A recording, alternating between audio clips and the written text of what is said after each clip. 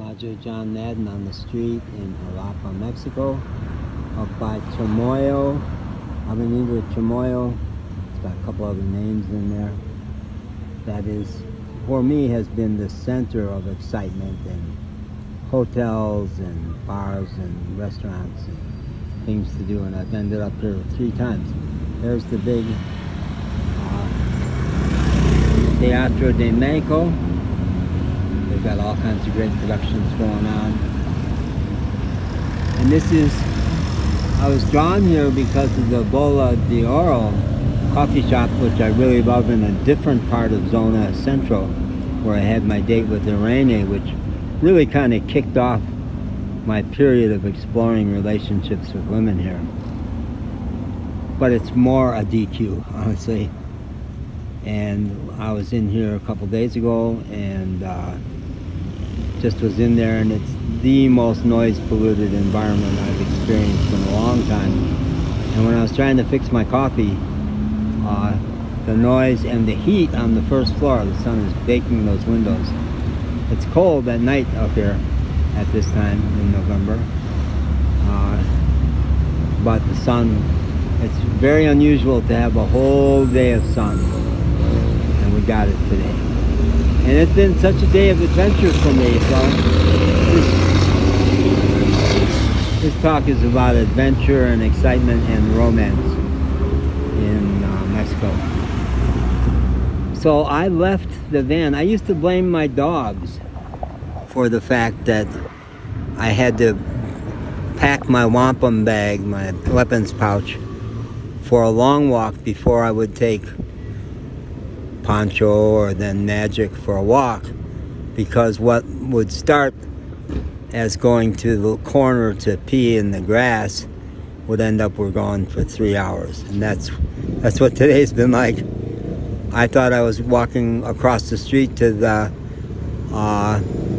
Chedraui supermarket, but instead of there I went to explore a side street, and that led to another street, and that led to a little jungle we walked through, and that led to an incredible set of stairs, and that led to just climbing way up near the top of this mountainous city.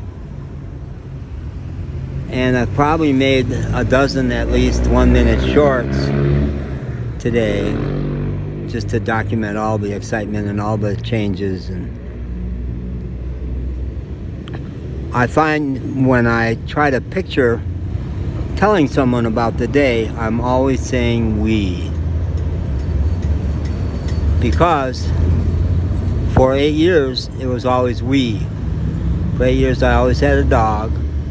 And for the last 3 years, my 3 years on the road, when I wasn't working anymore, the dog was always with me.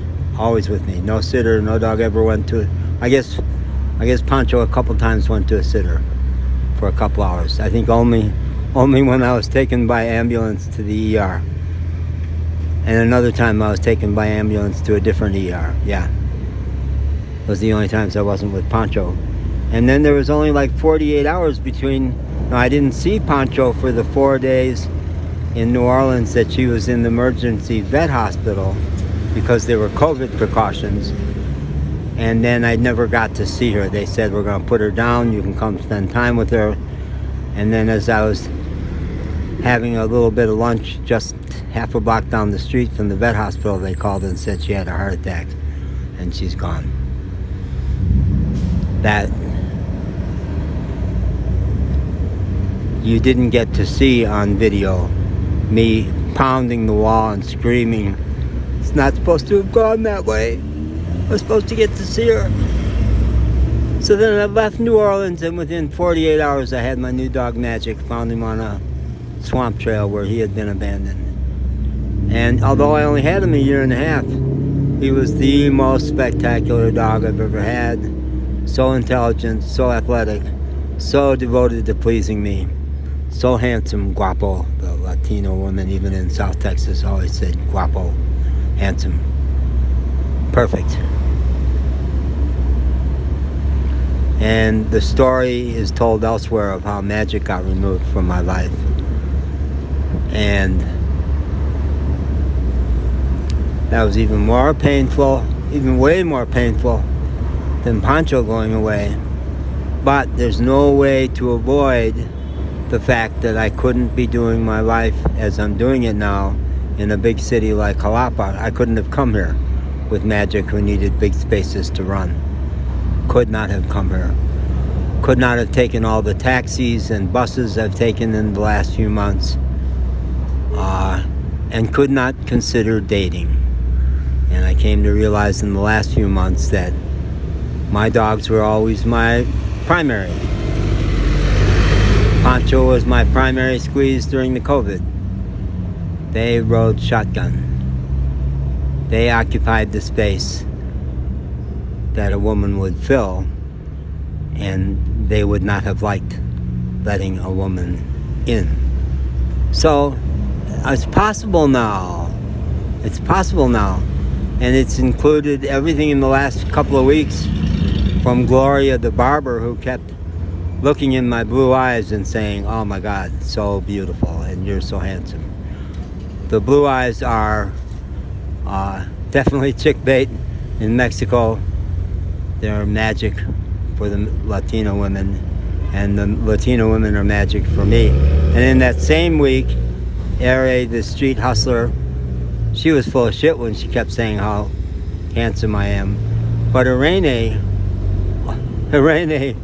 who had said to me in our date, I've been alone, and she's astonishing, accomplished, and gorgeous woman, that she'd been alone for 14 years because she doesn't want a man to limit her and tell her what to do.